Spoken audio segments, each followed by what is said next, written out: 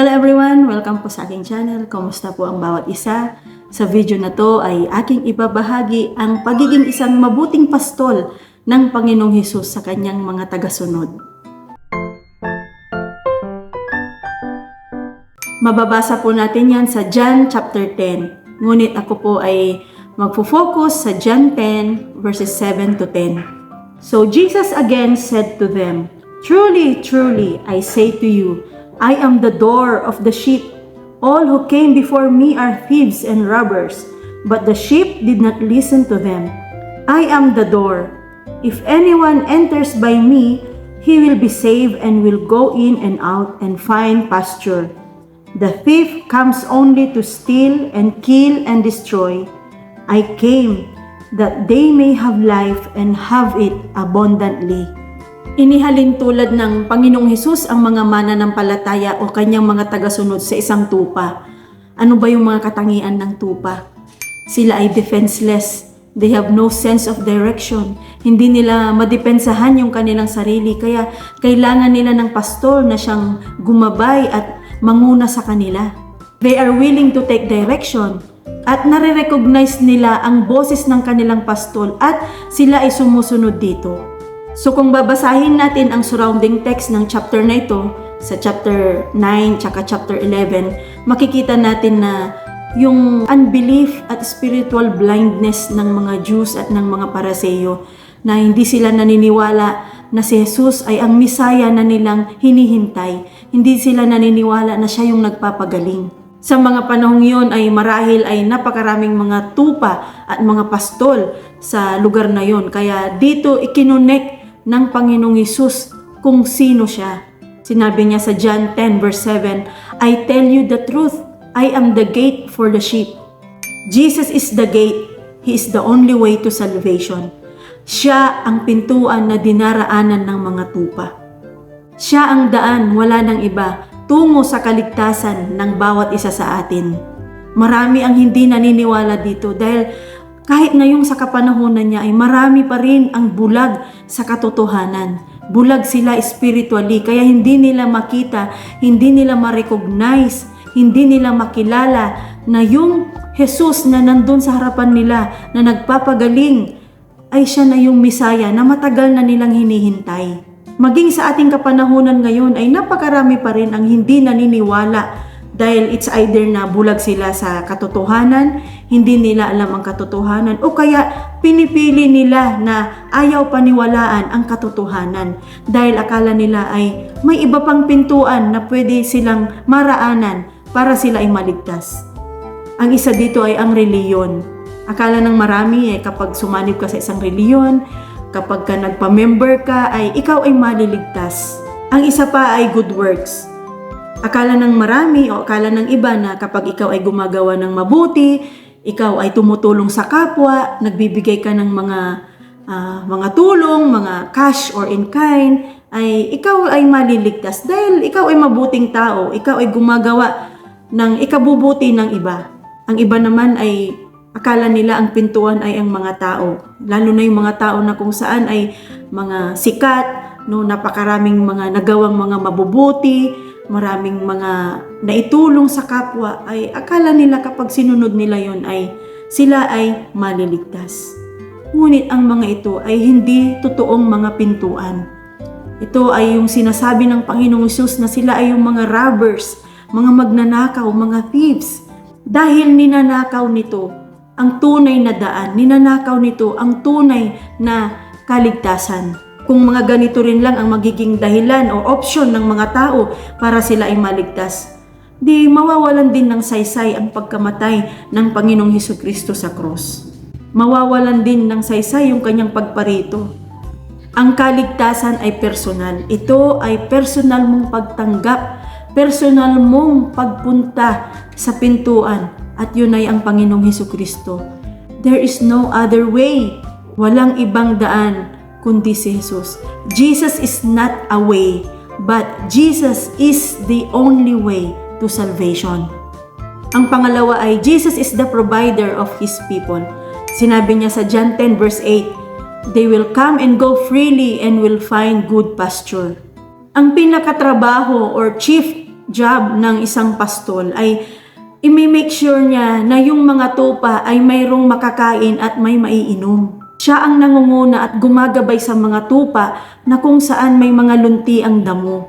Siya rin ang nagpoprotekta sa kanila kung may mga mababangis na hayop na pwede silang patayin or kainin. Kaya ligtas at panatag ang mga tupa kapag kasama nila yung kanilang pastol. So ang Panginoong Hesus ang siyang great provider ng kanyang mga mananampalataya. At ang provision na yon ay hindi lang nalilimitahan sa physical or material na pangangailangan, kundi ito ay sa lahat ng aspeto ng pangangailangan ng mga mananampalataya. God delights in providing the needs of His children because that is who He is. He is good. He is the good shepherd. He is a generous God. So ano man yung mga pangangailangan mo, whether it's material, physical, emotional, spiritual, God is able and willing to meet all your needs. Saan ka man idako ng Diyos, saan ka man niya papuntahin, or saan ka man niya ilagay, kung yan ay kalooban niya para sa'yo. Na kung minsan ay hindi ka komportable, minsan ay ayaw mo doon sa kinalalagyan mo ngayon, but if it's God's will na nandyan ka sa lugar na yan, for sure, God's provision is there also. Sabi nga doon sa isang famous na quotation sa aming mission organization ay, when God guides, He provides. When God leads, He feeds. Ang pangatlo ay, Jesus is the life giver. Sabi doon sa John 10 verse 10, I came that they may have life and have it abundantly. So yan ang dahilan ng pagparito ng Panginoon. Nais niya na bigyan tayo ng buhay na ganap at kasiyasiya, buhay na may kahulugan, buhay na mayroong pagmamahal sa Diyos at pagmamahal at pagmamalasakit sa kapwa, buhay na kung saan ay ating isinasagawa or ating isinasapamuhay ang pagkatawag natin. Sino ba namang tao ang may ayaw ng ganong klaseng buhay, hindi ba? Marami ang nangangarap at maraming nagnais na magkaroon ng magandang buhay. At napakaganda namang pangarap yun. Ngunit along the way, kapag yung mga pangarap na yun ay natupad, yung mga dinidesire nila, mga dreams nila ay natupad at nagkaroon sila ng masaganang pamumuhay, minsan ay nag-iiba na ang kanilang motivation. No, imbis na yung mga yaman na yun, yung mga pagpapala na yun na kanilang nakuha ay mapalapit sila sa Diyos, ay ito pa mismo ang nagiging dahilan upang sila ay makalimot sa Diyos, upang maging out of the picture ang Panginoon sa buhay nila. Akala nila ay yun na yung totoong buhay, yun na yung buhay na makahulugan, yun na yung buhay na masagana. Pero kung wala naman doon ang Panginoong Hesukristo sa mga karangyaan na yun, sa kayamanan, sa kasaganaan na yun, ay wala rin itong saysay.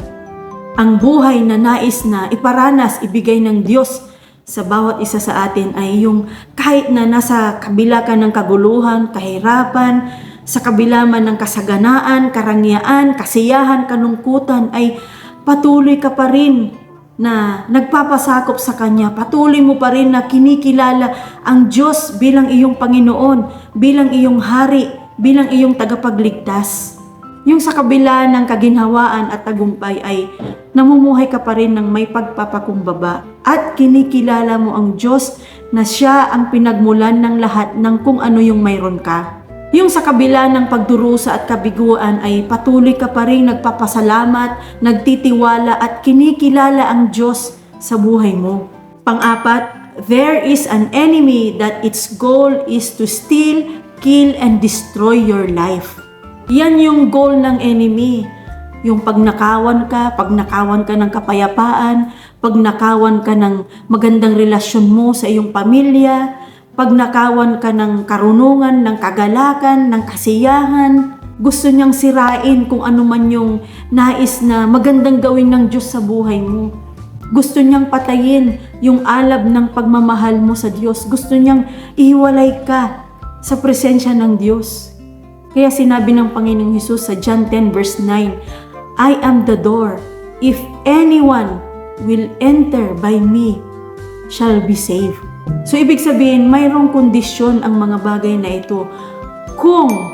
Pag sinabing kung, ito ay isang pagpili, ito ay isang desisyon na pagdidesisyonan mo, kung susunod ka, kung magpapasakop ka, Kung gagawin mong Diyos ang Panginoon, gagawin mo siyang iyong tagapagligtas, mararanasan mo ang buhay na masagana at kasiya-siya. So, nasa sa iyo ang pagpili. It's your choice. It's your decision. Are you willing? Do you want to experience this kind of life that Jesus wants you to give? Or pahihintulutan mo ba na ang kaaway ay magkaroon ng access sa iyong buhay sa pamamagitan ng disobedience, sa pamamagitan ng paggawa ng mga kasalanan, sa pamamagitan ng hindi pagpapasakop sa kalooban ng Diyos? Doon ang entry point ng kaaway.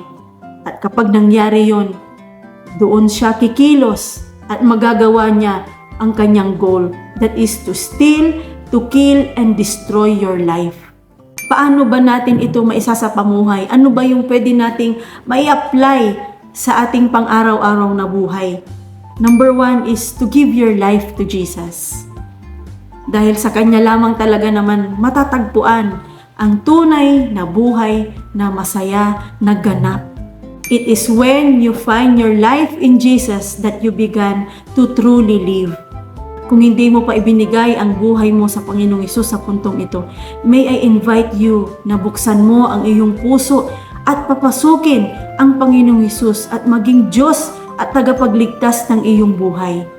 Pangalawang application, trust God's provision to all your needs. Ipagkatiwala mo lahat ang iyong pangangailangan sa Kanya. Dahil siya ang mabuting pastol, gagabayan ka niya, ililid ka niya sa kung saan ay matatagpuan mo, makikita mo, mararanasan mo ang katugunan ng Kanyang provision. Ang isang nakita ko dito na kapag ang provision ng Diyos ay Kanyang ibinigay, nariyan yung kapayapaan, yung kagalakan at kapanatagan ng kalooban. Ang pangatlong application is live your life pleasing to God. Mamuhay ka ng naaayon at kaaya-aya sa harapan ng Diyos. Paghariin mo ang Diyos sa iyong puso at isipan dahil dito mo mararanasan ang tunay na buhay na makabuluhan, sagana at kasiyasayan. Ang buhay na masagana ay hindi lang limitado sa mga physical or material na nakikita natin sa mundong ito. Yung puno ang puso mo ng pagmamahal sa Diyos, na kung saan ay dumadaloy ito upang maging dahilan ng paggawa mo ng tama at mabuti sa iyong kapwa, yung pagsamba mo sa Diyos sa lahat ng panahon na kung saan ay ibinibigay mo ang iyong best at ginagawa mo kung anuman yung trabaho mo o anuman yung pinapagawa sa iyo with all your heart. Ito ay palatandaan na ikaw ay namumuhay ng masagana at kasiyasiya. Yung pagsunod mo sa kalooban ng Diyos, yung pagtupad mo, paggawa mo ng iyong calling or layunin mo sa buhay, saan man na field or sphere of society ka na ilagay or saan ka man nagtatrabaho, ay palatandaan din ito na ikaw ay namumuhay sa kasaganaan na buhay na ipinangako ng Panginoong Hesus. So mag-iiwan ako ng isang katanungan na pwede mong mapag-isipan patungkol sa ibinahagi ko ngayon. Sa paanong paraan mo maisapapamuhay ang buhay na kasiyasiya at masagana na ipinangako ng Diyos? Sa pangwakas, magtiwala at manampalataya tayo sa Panginoong Hesus. Siya ang mabuting pastol. Siya lang ang daraanan patungo sa ating kaligtasan. At sa Kanya natin mararanasan ang tunay na buhay na masagana at kasiyasiya. Maraming salamat sa iyong panonood at nawa ay may matutunan ka sa video na to at mayroon kang mai-apply sa iyong personal na buhay upang ikaw ay patuloy na lumago sa iyong pagkakakilala at relasyon sa Diyos. Hanggang sa muli at God bless you.